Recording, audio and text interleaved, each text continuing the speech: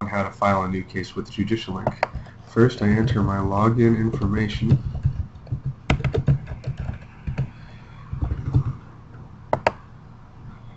When I log in, it brings me to the startup screen. In the startup screen, I have several things that I can do. First, you'll notice this filing attorney drop-down box. If my user can file on behalf of multiple attorneys, that's where the attorney filing is chosen. Now I have two options. I can create a new case, or I can download an existing case. I'm going to click Create a New Case.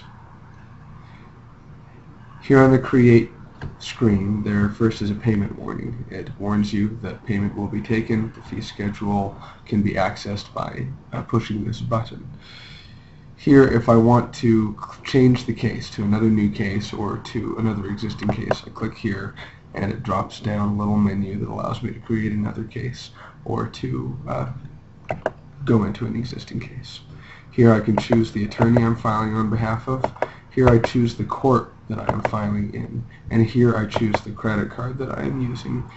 Most of the time, until you have actually inputted any credit cards in the system, it'll default to new credit card. I have two credit cards stored, so I can choose between those. But I'm going to show you how it works with new credit card.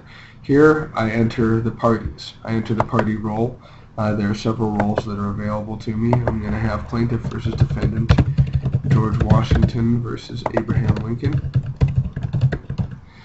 For each party, I can choose this details button.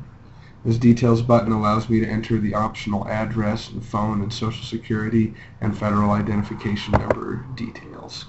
Also, I can add a client that I have filed on behalf of as a party. If you are filing on behalf of one party multiple times, then this feature may be very useful to you by clicking on this little search bar. Next, at this point, I've entered in my party information. I'm going to go to the next. At this point, if there are any AKA names or DBA names, I add them here. So if I want to choose Abraham Lincoln, also known as Honest Abe, note that there are a few different types of also known as names, doing business as, formerly doing business as, formerly known as, etc. Again, I can enter details for Honest Abe that are different if I wish to do so. I'm going to go ahead and click Next.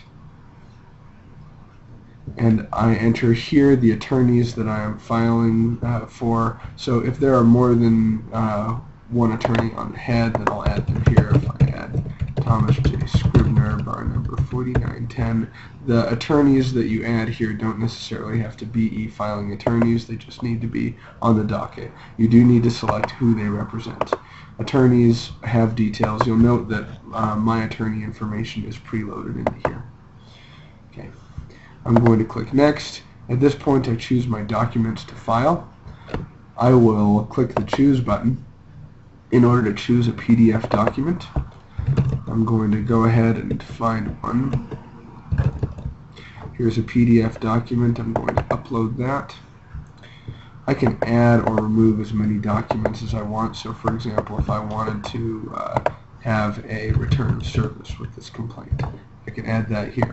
You'll notice that there is a document type in this drop-down window and a document name, which is actually a free-form title of your document.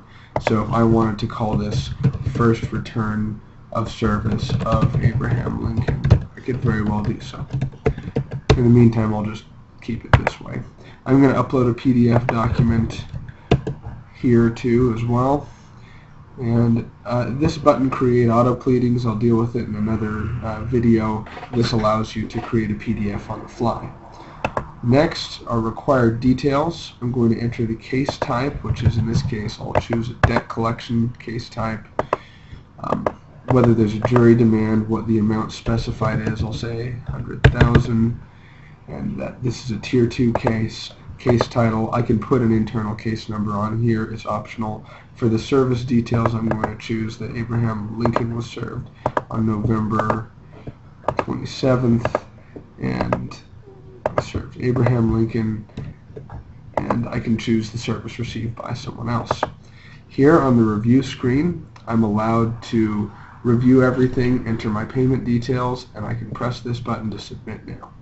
I won't do that at this time.